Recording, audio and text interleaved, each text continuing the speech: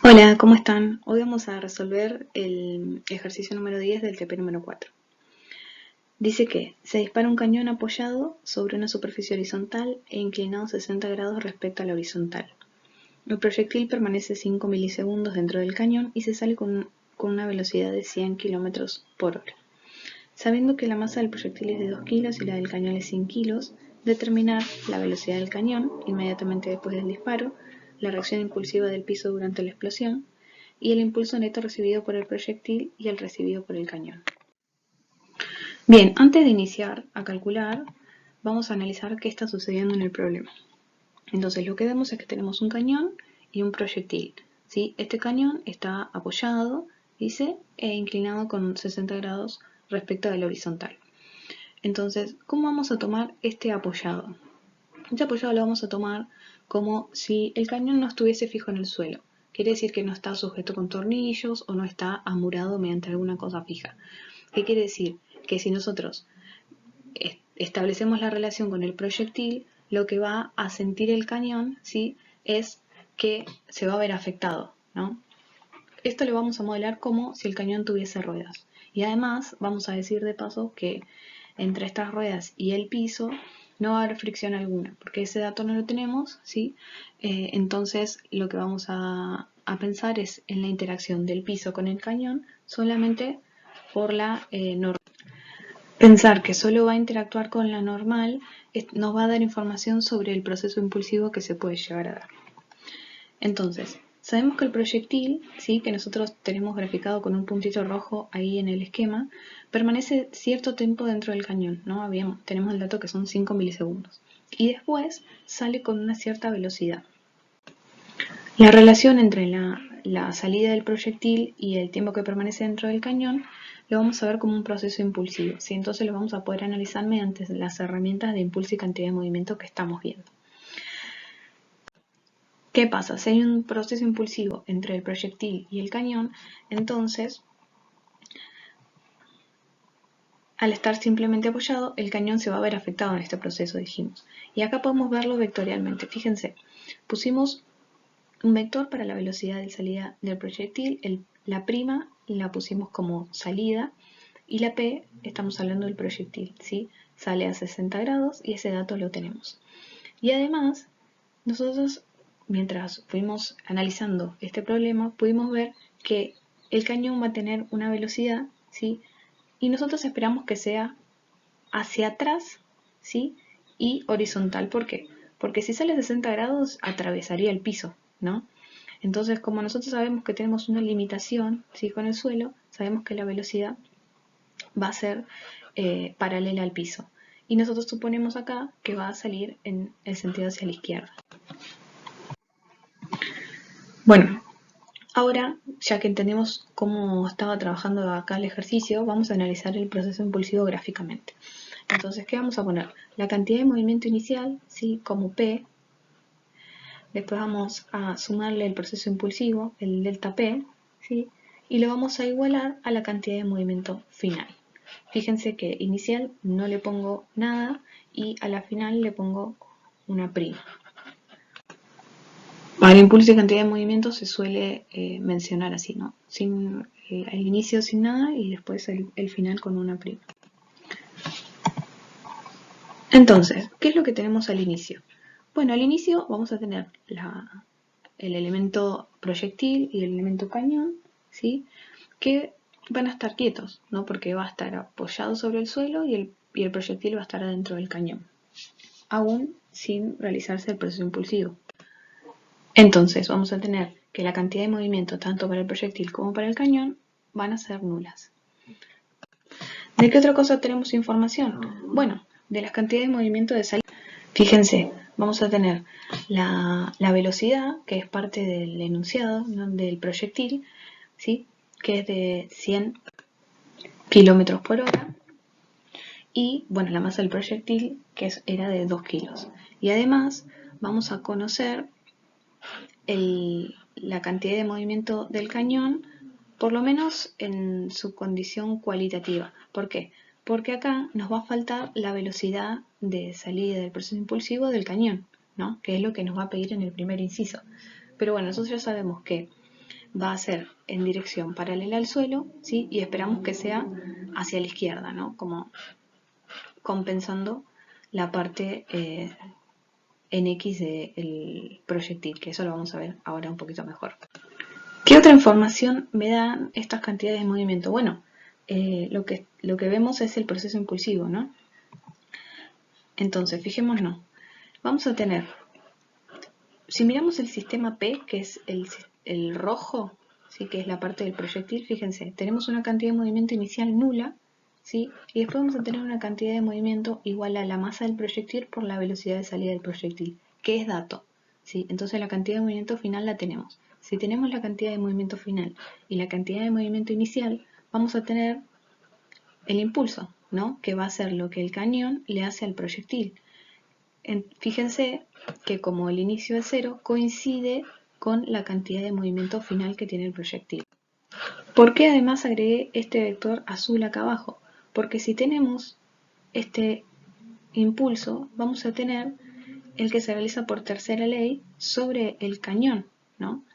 Que va a ser en la misma dirección, ¿sí? Pero sentido contrario, ¿no? Y con el mismo módulo.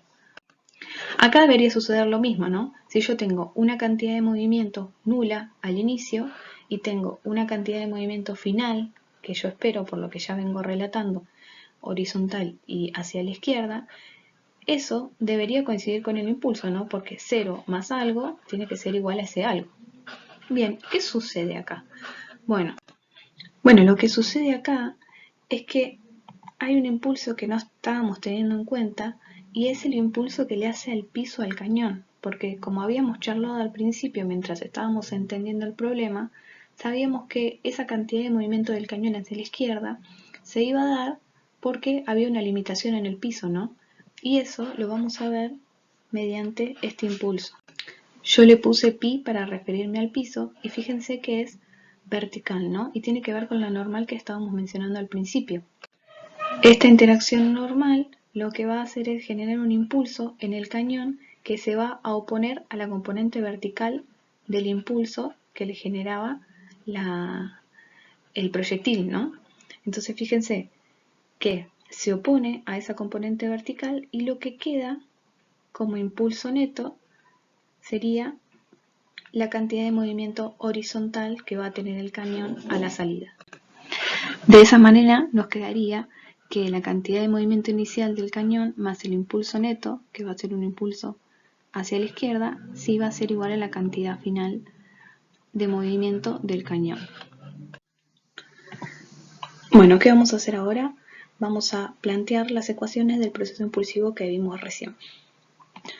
Para esto vamos a tomar ese sistema de referencia que tenemos arriba a la izquierda, con X hacia la derecha e Y hacia arriba. Empecemos por el sistema del proyectil.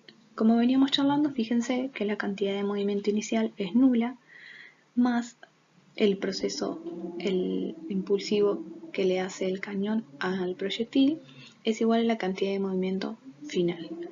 Por ahora vamos a dejarlo de manera vectorial y después vamos a ver cómo nos sirve para nuestras preguntas que tenemos en los incisos. Después tenemos el sistema C. Fíjense que es similar, solo que acá lo que va a cambiar es que la cantidad de movimiento inicial es nula, ¿sí? Y vamos a tener dos impulsos, ¿no? Que van a dar lugar al impulso neto. Ese impulso neto es el que hay en naranja y va a dar lugar a la cantidad de movimiento final del cañón. ¿Qué pasa?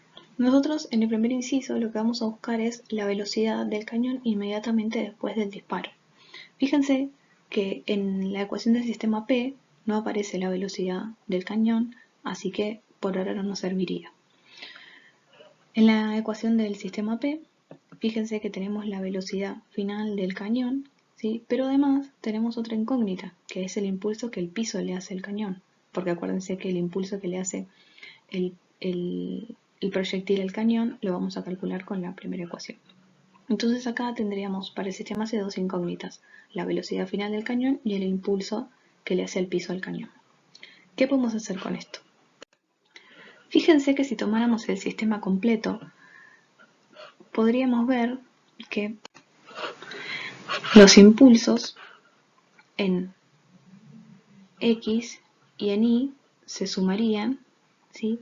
Y fíjense que si nosotros sumamos el impulso del cañón sobre el proyectil más el impulso del proyectil sobre el cañón, como estos son pares por tercera ley, se anularían, ¿no? Y solamente nos quedaría el impulso del piso, que sería el impulso sobre el sistema P más C. Entonces, ¿qué tendríamos? Un impulso sobre nuestro eje Y y ningún impulso sobre nuestro eje X. Entonces, esto es beneficioso, ¿no? Porque cancelaríamos en uno de los ejes una incógnita y ahí podríamos ver de despejar algo. Esto es lo que se busca casi siempre en los ejercicios de impulso, ¿sí? Ver dónde se conserva la cantidad de movimiento para poder anular una incógnita y poder despejar. ¿Qué es que se conserve la cantidad de movimiento? Bueno, que la cantidad de movimiento inicial va a ser igual a la cantidad de movimiento final. Entonces, fíjense que acá no se conservaría en el sistema completo, pero sí se conservaría en uno de los ejes de este sistema completo. Entonces, fíjense, vectorialmente quedaría las cantidades de movimiento iniciales, ¿sí? Que nosotros simbolizamos acá con el vector nulo, ¿sí? Después tenemos sumadas el impulso del cañón sobre el proyectil, el impulso del proyectil sobre el cañón y el impulso del piso sobre el cañón. Bien. Y luego las cantidades de movimiento finales. Entonces, acá tenemos nuestra incógnita, ¿no? La velocidad final del cañón. Entonces, vamos a ver qué sucede en los ejes X e Y. Fíjense, en el X vamos a tener, para las cantidades de movimiento, bueno, mantenemos el 0, ¿sí? Y después vamos a tener el impulso sobre el eje X y el impulso sobre el eje Y, que el cañón le es el proyectil y que el proyectil le es el cañón. Bien, estos dos se van a anular, ¿no? Porque son iguales, entonces sus componentes también son iguales. Y no hay otro impulso que aparezca porque sobre el eje X se conserva la cantidad de movimiento. Entonces vamos a tener este 0, ¿sí? Porque estos dos se anulan entre sí, igualados a la cantidad de movimiento en X del proyectil menos, porque según nuestro eje, nuestro sistema de ejes, el positivo va hacia la derecha, la cantidad de movimiento final del cañón. Acá ya podríamos, ¿no? Despejar la velocidad del cañón, pero vamos a seguir planteando las ecuaciones y después las despejamos para obtenerlo. Fijémonos cómo quedaría en Y. En Y tenemos igualmente las cantidades de movimiento iniciales igual a 0 y después tenemos los impulsos en Y del cañón sobre el proyectil y del proyectil sobre el cañón que se van a anular y vamos a tener el impulso del piso sobre el cañón. Eso va a ser igual a la cantidad de movimiento final en Y del proyectil. ¿Por qué? Porque el cañón no tiene cantidad de movimiento en Y, ¿no? Entonces sería 0. ¿Qué nos quedaría? Con esto que mencionamos que se anulaba, el impulso del piso sobre el cañón nos va a quedar igual a la cantidad de movimiento final en Y del proyectil. Vamos a mencionar estas ecuaciones como 1 y 2 para ahora sí empezar a resolver cada uno de los incisos. Bien, nos pide la velocidad del cañón inmediatamente después del disparo. Esto habíamos visto que se obtenía de la expresión 1. Entonces, como se anulan los impulsos, nos quedaban las cantidades de movimiento sumadas con su signo igualadas a 0. ¿Sí?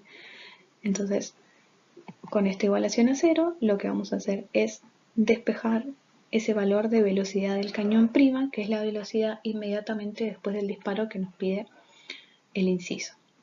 Fíjense, nos da 0,28 metros sobre segundo. Nosotros ya sabemos que está relacionada con el versor Y porque está en el eje X. Y fíjense que es positiva, ¿sí? Si este valor nos da positiva, quiere decir que como nosotros esperábamos, el cañón se va a mover hacia la izquierda con ese módulo de velocidad.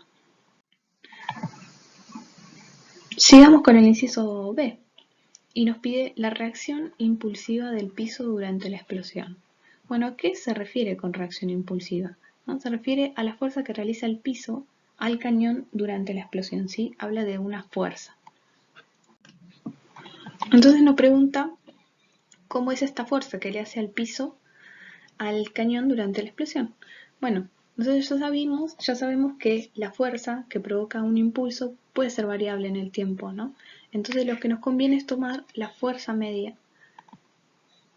Y como sabemos de la teoría, pueden volver a repasarlo, por la definición del impulso es la integral, ¿sí?, de la fuerza en el tiempo.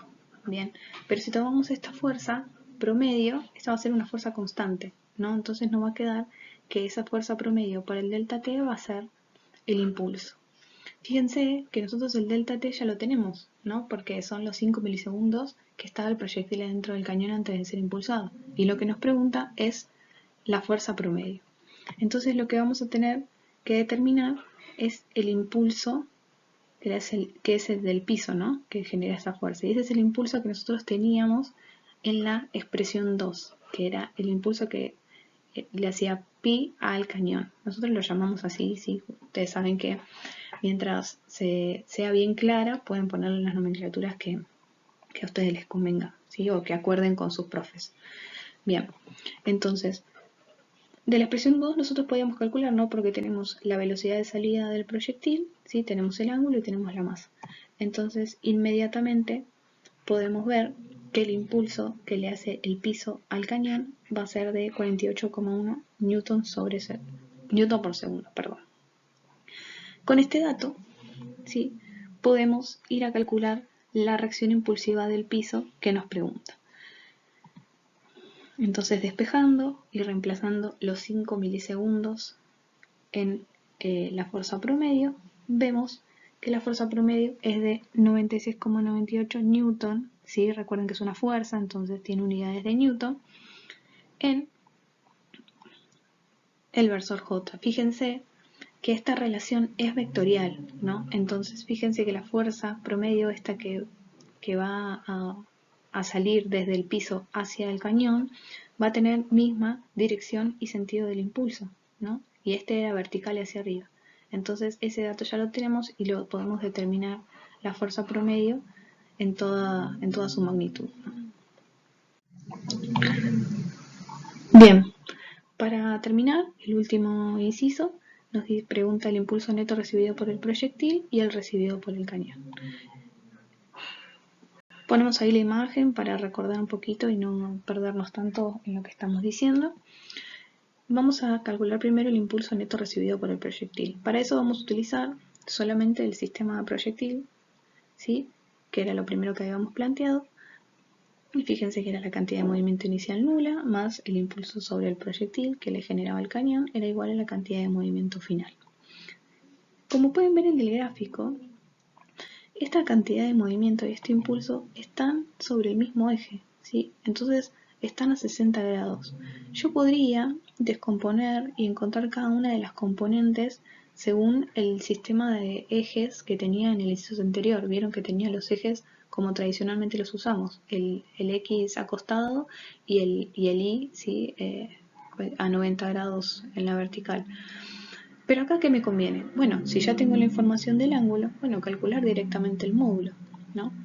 Entonces calculo el módulo y le asigno el ángulo de 60 grados respecto de la horizontal para encontrar el impulso neto en su totalidad, ¿no?, con cada una de las componentes. Ustedes lo pueden expresar como 55,5 con 60 grados o pueden expresarlo en sus componentes rectangulares. ¿Sí? Eso es lo que hice yo, ¿no?, hallar el seno y el coseno y encontrar cada una de las componentes para definir completamente el vector. Acuérdense siempre que tienen vectores, defínanlos completamente, no se queden solamente con el módulo, a menos que se lo pida el enunciado, pero acuérdense de que pongan sus componentes rectangulares o pongan el módulo y el ángulo al cual está el vector. Bien, vamos a encontrar ahora el impulso neto recibido por el cañón, y eso se puede realizar analizando el sistema C.